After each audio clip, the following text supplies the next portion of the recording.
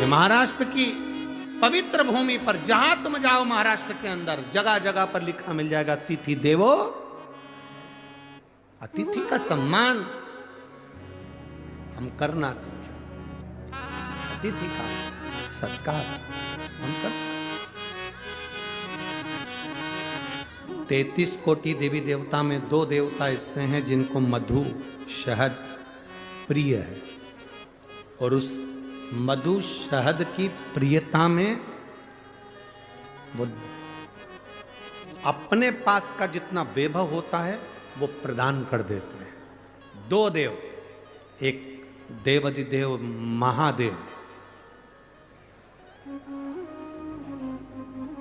33 कोटि देवी देवता में एक देव ऐसे हैं जिनको महा संबोधन से संबोधित किया गया। कौन है वो? जम के बोलो जरा। महादेव, जिनको महासंबोधन से संबोधित किया गया, संबोधित किया। और 33 कोटि देवताओं की जो धर्म पत्नियां हैं, देवियां, उन देवियों में केवल एक देवी है जिस देवी के नाम के आगे महा का संबोधन लगाया गया, वो केवल एक लक्ष्मी है जिसे महालक्ष्मी कहा गया। महासंबोधन, एक महादेव है और दूसरी महालक्ष्मी। बाकी के किसी देवी के आगे महा का संबोधन नहीं दिया गया। महालक्ष्मी का संबोधन त्रिदेवी में, पार्वती मैया हो, सरस्वती मैया हो, उसमें महालक्ष्मी का संबोधन, महासंबोधन लक्ष्मी के आगे आया।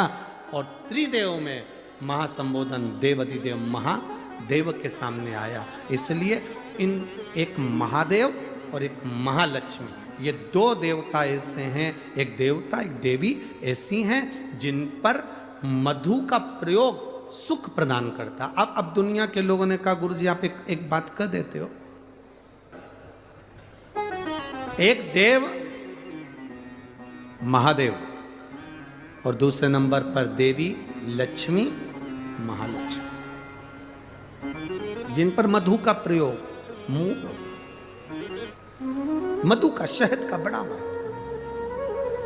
शहद, मधु एक देवाधिदेव महादेव को समर्पित करने वाला और एक मां लक्ष्मी को समर्पित करने वाला क्या देता है? ये शिव पुराण की कथा कर रही है। जब बूढ़ी मां के पास में कुछ भी नहीं था, 80 साल, 70, 80, 50, 60 साल पुराना शहद मधु रखा था। शहद, आप लोगों में से कितने लोग हैं जिनके घर में शहद है, मधु है? रखो। अब मधु आपके घर में है, कोई सामान आपके घर में दाल भर कर रखना, उसमें कीड़े पड़ जाएंगे, सड़ जाएंगे। दूध रख दिया, घी रख दिया, 10 साल, 5 साल, 8 साल, 15 साल में उसमें कीड़े पड़ सकते हैं, वो सड़ सकता।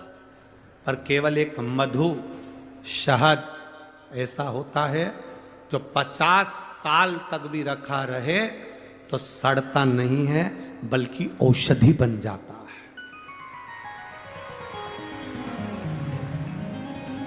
शहद अगर 40 साल का भी रखा है, मधु अगर 30 साल 50 साल का भी रखा है तो वो औषधि का काम करता है। और केवल मधु शहद डब्बे में जैसे औषधि का काम करता है, वैसे ही हमारी जिह्वा में भी अगर हम शहद, वो कहते हैं ना कि शहद जैसी वाणी बोलते हैं, जो शहद जैसी वाणी बोलता है वही दुनिया पर राज्य कर पाता है, जो कड़वा बोलता है वो राज्य नहीं करता। शहद जैसी वाणी, उस मधु का बड़ा प्रयोग है, मधु की बड़ी विशेषता। एक देवाधिदेव महादेव में और एक देवियों में महालक्ष्मी, देवियों में महालक्ष्मी। कभी प्रयास करना, प्रयोग कर कर देखना।